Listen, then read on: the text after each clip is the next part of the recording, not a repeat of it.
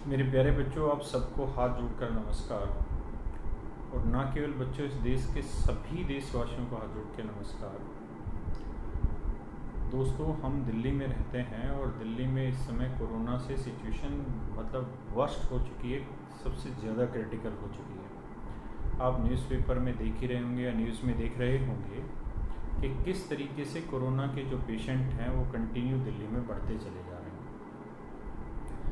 सरकार ने पता नहीं अब कौन सा रुख ऐसा कर लिया है कि उसे इस बात से कोई फ़र्क नहीं पड़ रहा है कि कोरोना के कितने पेशेंट हैं, वो डे बाय डे मार्केट को और ओपन करे जा रहे हैं, शहर को और बुरी से बुरी स्थिति में डालते चले जा रहे हैं। मेरे दोस्तों, ये जो दिखा रहे हैं दिन के 1300-1400 जो अब केसेज आ रहे हैं लेके, ये केवल वो हैं जो गवर्नमेंट रिपोर्ट कर रही है।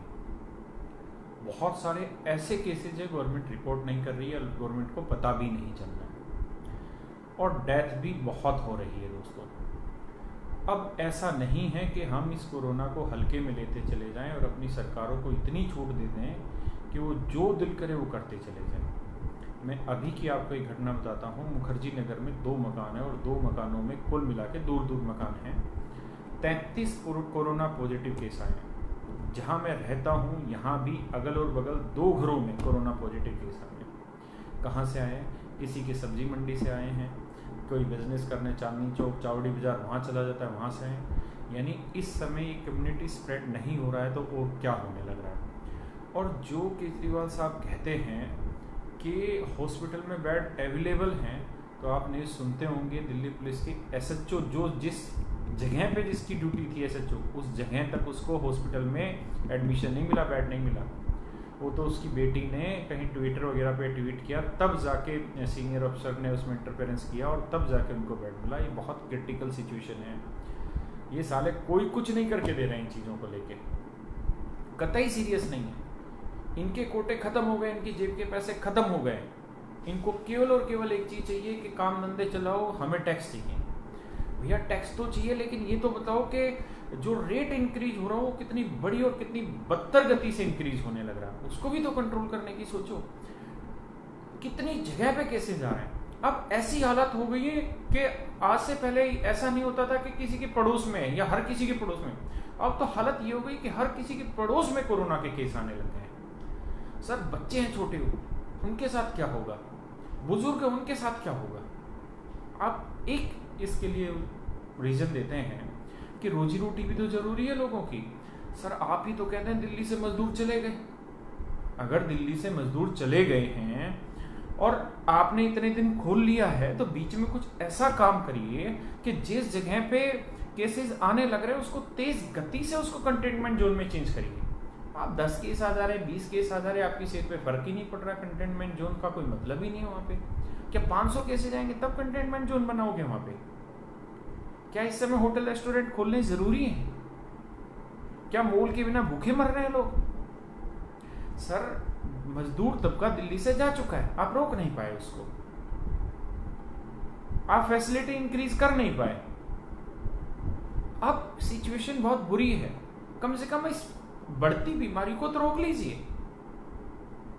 भाई लोगों के पास, अब जिनके पास खाने का पैसा नहीं है वो तो बाहर निकले, उनके लिए तो ठीक है, लेकिन हर चीज जब ओपन हो गई तो हर आदमी बाहर आ रहा है, और जब हर आदमी बाहर आ रहा है तो हर दूसरे घर में कोरोना केस आने लग रहे हैं। और अगर हर दूसरे घर में कोरोना केस आएंगे तो 5, 7, 10 दिन बाद ये सिचुएशन इतनी क्रिटिकल हो जाएगी कि शायद लाशें उठाने वाला कोई नहीं मिलेगा।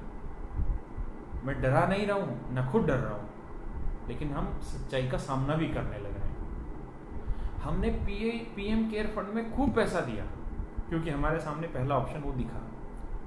कुछ नहीं किया सरकार ने। हम कतई मोदी भक्त हैं, लेकिन इस मामले में मोदी सरकार ने नहीं किया काम। इस मामले में दिल्ली सरकार भी फेल रही। मजदूरों के लिए जिस स्तर पर काम होना चाहिए था उस स्तर पर किसी ने नहीं किया, लेकिन आज मजदूर चले गए हैं। अब जो दिल्ली बची है इसे तो बचाओ, चीजों को कम से कम फेज में ओपन करो। जहां थोड़े भी केस आते हैं उसको कंटेनमेंट जोन बनाओ। अगर आपको दिल्ली खोलनी है, आपके टैक्स के बिना आपका दिल नहीं मान रहा है, और पहले आप फ्री फोकट में हमारे टैक्स के पैसे को बांटे जा रहे थे, अब पानी फ्री, बिजली फ्री, आज आपको पैसा चाहिए सर। अखबारों में ऐसी सिचुएशन के अंदर ऐड दे रहे हैं और ऐड में सिर्फ 2 लाइन के आप हाथ धोते रहिए, 20 सेकंड तक हाथ धोते रहिए। 3 महीने और सीखा क्या हमने यार? यहाँ पे सारे सब लोग बर्बाद हो गए। आप आज भी ये चीज सलाह देने लग रहे हो। तो प्रभु मान जाओ, कुछ ना कुछ ऐसा करो ताकि लोगों का भला हो। जो इतने केसेस बढ़ रहे हैं इसको किसी भी रूप से थामा जाए। जिसके घर से कोई गुजरेगा ना वो इसको नहीं बर्दाश्त कर पाएगा, है ना। पेट की भूख किसी भी तरह मैनेज हो जाएगी, लेकिन ये आने वाली मौतें तो मैनेज हो। एक दूसरी चीज ये है कोरोना केस में कि यहाँ पे जो पेशेंट हैं उनमें कोरोना के सिम्टम नहीं आ रहे हैं, लेकिन 8-10 दिन के बाद जैसे ही उनमें वो सिम्टम आते हैं तो वो सिचुएशन इतनी तेजी से उनकी बिगड़ती है कि 2 से 3 दिन में ही या तो खेल खत्म हो जाता है या खेल सुधर जाता है। तो हमें इन चीजों का भी ध्यान देना होगा। हमें ये बात भी पता है कि मेडिसिन अभी नहीं आनी वाली, वैक्सीनेशन अभी तैयार नहीं हो रही और 2 महीने में वैक्सीनेशन नहीं आने लग रही। तो कृपया करके कुछ ऐसा करिए कि सब लोग जिंदा रह लें, है ना। जीवन जरूरी है, रोटी 2 टाइम की जगह 1 टाइम खा लें, लेकिन घर से किसी की लाश ना उठे। सरकार से रिक्वेस्ट है कुछ ना कुछ इस चीज़ के बारे में सोचिए। दूसरी चीज़ एक ये कि इस समय इंडो चाइना बॉर्डर पे एक बहुत बड़ी सिचुएशन क्रिएट हो रखी है और हम इसमें किसी को कुछ नहीं कहते, लेकिन मैं आज ये कसम खाता हूँ आपके सामने कि मैं अपनी जानकारी में जीवन में कोई भी चीज़ चाइनीज़ नहीं परचेज करूँगा। अपनी जानकारी में जो मुझे जानकारी है आज के समय में जिस फ़ोन पे मैं बात कर रहा हूँ ये MI का फ़ोन है, शायद ये भी चाइनीज़ है, लेकिन इसको नहीं फेंकना है। लेकिन ये जीवन में कसम खाइए कि कोई भी चाइनीज आइटम ना परचेज करे, क्योंकि हमारे घर में हर चीज चाइनीज पहुंच चुकी है। और चाइनीज पहुंचने का मतलब ये है कि हमारे बटुए से बहुत सारा पैसा चाइना में जा रहा है और वही पैसा हमारे खिलाफ यूज होने लग रहा है और हमें इस मुहिम को रोकना होगा। सरकार मजबूर है। सरकार ये नहीं कह सकती कि भैया चाइना को बाइकआउट कर दो, क्योंकि उनके इंटरनेशनल रिलेशन भी है। भारत की बहुत सारी कंपनियां चाइना में काम करने लग रही होंगी। तो सरकार की मजबूरी है, हमारी मजबूरी नहीं है ना। हम किसी को ये नहीं कहेंगे आज के बाद कि तुम रोक दो, ये रोक दो, वो रोक दो। आपकी मर्जी, आप वीडियो बनाइए, फेसबुक पे एक माहौल तैयार करिए। मैंने भी लद्दाख के एक सोशल इंजीनियर, एक सोशल साइंटिस्ट जिनको आप सब जानते हैं, उनकी फेसबुक पे वीडियो शेयर की और वहाँ से वांगचुक जी की, वहाँ से मैंने उनकी बातें सुनी और मैंने इस चीज़ को महसूस किया कि यार हम ही तो अपनी देश की बर्बादी के कारण है। हमारे पास मोबाइल चाइनीज हो गए, यहाँ तक कि पेन भी चाइनीज आने लग गए। जिन सब्जियों, जिन रेहड़ियों से हम सब्जी खरीद के लाते हैं वो पॉलीथीन चाइनीज की होने लग गई। हर चीज तो चाइना की हो गई। आप हार्डवेयर कुछ भी ले लो, सब कुछ चाइना का हो गया। तो भाई ये देश कब बदलेगा? जब हम अपने आप से बदलेंगे।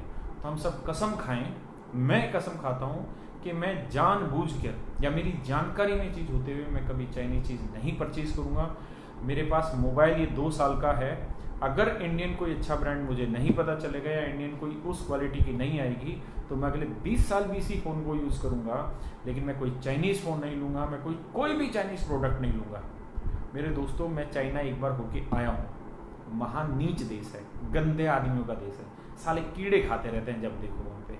3-4 दिन गए थे, भूखे ही आए वहाँ। तो हमें तो कुछ खाने का भी नहीं मिला वहाँ पे। मतलब घटिया से घटिया लोग हैं वहाँ के। अगर आप बीजिंग जैसे शहर में चले जाएंगे ना, तो जो हमारे यहाँ सबसे वर्स्ट की सिचुएशन होती है ना पोल्यूशन की, जो दिल्ली में होती है 2 मौसम, एक गर्मी सर्दियों में होती है और एक हल्की सी गर्मियों में होती है, वहाँ रोज रहती है सिचुएशन। और वहाँ की जनता के साथ सच में शोषण हो रहा है। मुझे नहीं पता है कि जानकारी सही है या गलत है, लेकिन हम जिनके थ्रू गए थे चाइना में, हम जिन्होंने हमें बुलाया था चाइनीज़ कंपनी ने, जिनसे हम मिलने गए थे, नेटीज़ कंपनी थी, उनसे हम मिलने गए थे। वहाँ के एम्प्लॉइयों से बात करके हमें पता चला कि वहाँ बीजिंग शहर में प्राइवेट क्वार्टर भी लेने के लिए अलाउ नहीं। सरकार अपने क्वार्टर देती है और उसको रेंट लेती है। मतलब वहाँ बहुत गंदे लेवल पे शोषण होने लग रहा है। और उसको बढ़ावा कौन दे रहा है? मैं पागल, तुम पागल। हम हर चीज़ चाइना की खरीदने लग रहे हैं और हम सोच रहे हैं देश सुधर जाए। भाई मोदी क्यों बोलेगा कि चाइना का बाइकआउट करो, या और कोई क्यों बोलेगा चाइनीज़ बाइकआउट करो? ये तो हमारा काम है ना, खरीदते हम हैं, समझदार हम हैं, है ना। भाई गाड़ी खरीदनी है, महिंद्रा की खरीद लो, टाटा की खरीद लो अगर औकात है, वरना तो इस समय किसी की औकात ही नहीं है। बुट शर्ट पहननी है, अपने टेलर की सिलवा के पहन लो, है ना, या कोई इंडियन ब्रांड हो उसकी पहन लो। आज के बाद जब भी कोई चीज़ खरीदने जाओगे तो गूगल पे एक बार ज़रूर सर्च करो कि जो चीज़ हम खरीद रहे हैं वो चाइना की तो बनी हुई नहीं है। सारा नाम मेड इन चाइना देखनी है, ना वो चाइनीज़ कंपनी यहाँ आके बना रही है। वीवो ओप्पो जो आमिर खान ऐड करने लग रहा है ना, ये इंडिया में भी बन रही तब भी नहीं खरीदनी इनकी, और इनके यहाँ बन के आ रही तब भी नहीं खरीद रही। मैं या कोई भी जूते खरीदते हैं, आप नाइकी के ले लो, स्केचर के ले लो, और कोई भी कंपनी उठा के ले लो, सब मेड इन चाइना आने लग रहा है। क्यों? क्योंकि हम वहाँ के लिए डिमांड क्रिएट कर रहे हैं। जिस दिन हम इस डिमांड को करना बंद कर देंगे, उस दिन से वहाँ पे चीज़ों का प्रोडक्शन डाउन होगा। चाइना को सिर्फ और सिर्फ एक ही तरीके से समझाया जा सकता है, वो है उसके कान के नीचे इकोनॉमिकली थप्पड़ लगा के। जिस दिन हम चीज़ें खरीदना यहाँ बंद कर देंगे ना, उस दिन दुकानदार लानी भी बंद कर देगा। और दोस्तों, धीरे धीरे इंडियन मार्केट के विकल्प तैयार होंगे, है ना। बहुत सारे विद्वान गाँव के ऐसे हैं जो मिट्टी की बोतलें बना दे रहे हैं पानी की, है ना। बहुत सारी चीज़ें बनाने लग रहे हैं, मिट्टी के घड़े की जैसे ही फ्रीज बनाने लग रहे हैं। तो हमें धीरे धीरे उन चीज़ों की तरफ जाना चाहिए। मेरी बात समझ रहे हैं दोस्तों, है ना। मैं अपने जीवन में ये चीज़ें धारण करूँगा, सादा सुखी जीवन जीने की मैं आगे प्रतिज्ञा लेता हूँ, है ना।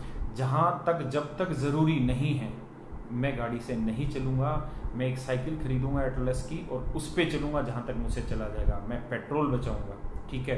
मैं ऐसी चीज़ों को खर्च नहीं करूँगा, ऐसी चीज़ों पर पैसा खर्च नहीं करूँगा जिसके लिए भारत को विदेश से निर्भर होना पड़ता है, विदेश में की मुद्रा पर निर्भर होना पड़ता है। और चाइनीज़ तो भाई कतई बाइकआउट कर दीजिए, आप करें ना करें, मैं तो कर रहा हूँ। पता है, हमारी हर चीज़ चाइनीज़ है।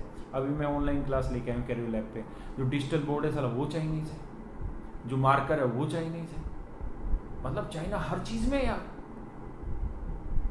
जिस कुर्सी पे मैं बैठा हूं, हो सकता है इसकी कोई चाइनीज चीज होने लग रही हो, क्या पता। चाइना तो हर चीज में मैन्युफैक्चरिंग हब बना हुआ, हर चीज का। कौन उससे बदला लेगा? हमारे सैनिक बदला लेंगे। सच्चाई तुम जानते हो कि इंडियन जीडीपी इसमें माइनस में है और माइनस में जाएगी। बहुत मुश्किल है हमारे लिए इस क्रिटिकल सिचुएशन से बाहर आना। और चाइनीज माइनस में नहीं गए हैं, बल्कि चाइनीज कंपनी ने कोरोना वायरस को लेकर एक बहुत बड़ा गेम खेला। चाइनीज कंपनी ने अमेरिका की लंका लगा रखी है। अमेरिका में आपको पता है कितनी चाइनीज कंपनी जो 7-7, 8-8 साल से वहां चल रही थी और जो 100% फ्रॉड थी, जिनके शेयर की कीमत ही 5-10 रुपए थी, और उन्होंने उसको खुद ही खरीद के उसकी शेयर की कीमत 100 पहुंचाई, 200 पहुंचाई, 300 पहुंचाई, और फिर अमेरिकन लोग भी उसमें इंटरेस्ट लेने लगे, और वो उन्होंने लोगों ने 500, 1000 का वो शेयर खरीदा और बाद में छोड़ गई। वो किसका पैसा लूटा? अमेरिकन का लूटा, इंडियन का लूटा। आपने नहीं देखा कि कोरोना के टाइम में कैसे मारुति के शेयर डाउन हो गए, और 10 कंपनियों के, सभी कंपनियों के डाउन हो गए।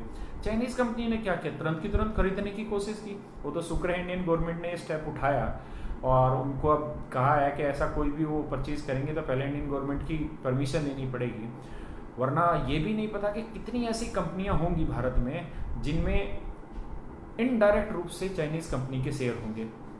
तो मेरे दोस्तों, मेरा कहना मतलब ये है कि हमारी कोई कंपनियां तो है नहीं बहुत बड़ी बड़ी, है ना, और हम चाइना से कोई संपर्क भी नहीं रख रहे अपनी कंपनियों को लेके।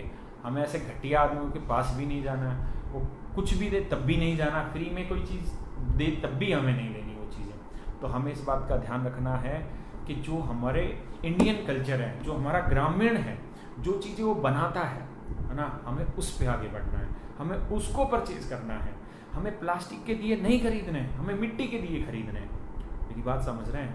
अगर मेरी औकात महीने की 20,000 कमाने की है ना, तो मुझे शो ऑफ करने की ज़रूरत नहीं है।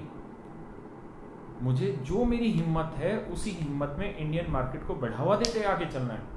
ये ज़रूरी नहीं है कि हम मर्सिडीज़ में बैठें या किसी और विदेशी कंपनी में बैठे, BMW में बैठें तो ही हमारी इज्जत बनेगी। नहीं, इस विचार को निकालिए। आपकी इज्जत आपके कर्मों से बनेगी। अगर आपके कर्म अच्छे हैं तो साइकिल पे भी आपकी इज्जत होगी यार। और फिर इंडियन कंपनी भी तो है हमारे पास।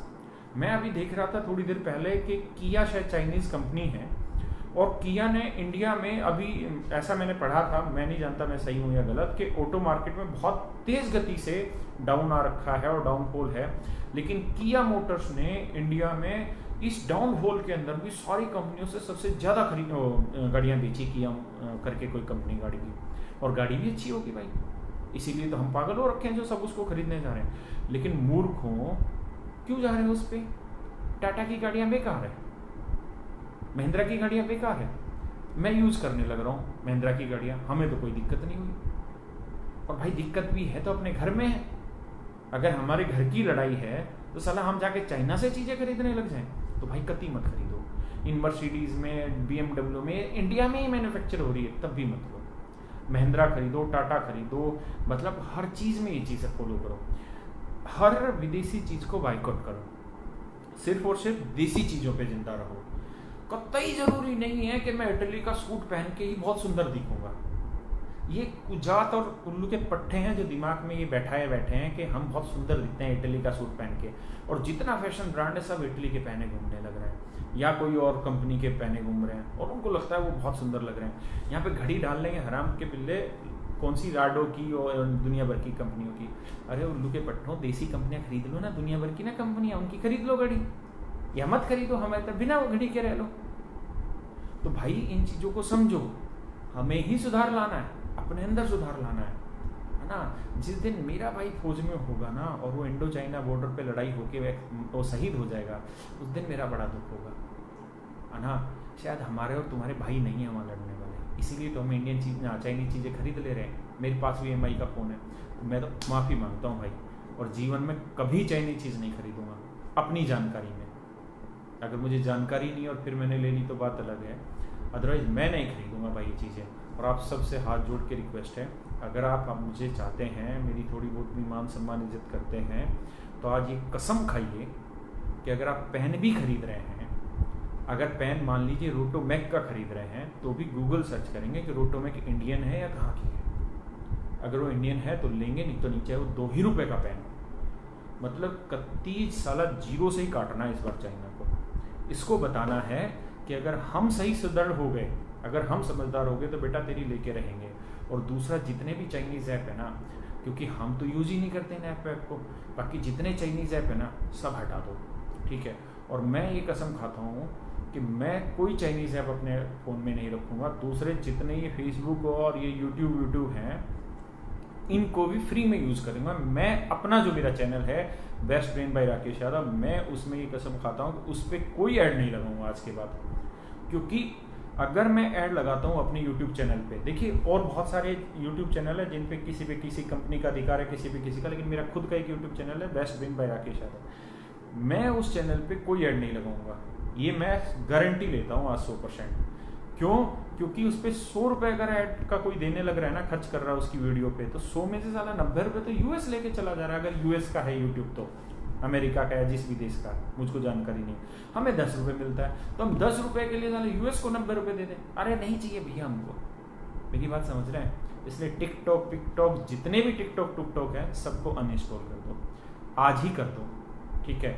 उठो वीडियो बनाओ फेसबुक के ऊपर। मैंने जो गलत बोला है उसके लिए भाई माफ़ी, मुझे कम ज्ञान है, मैं इतना रिसर्च करके वीडियो नहीं बना पाया, है ना। आप रिसर्च करो चीज़ों पे।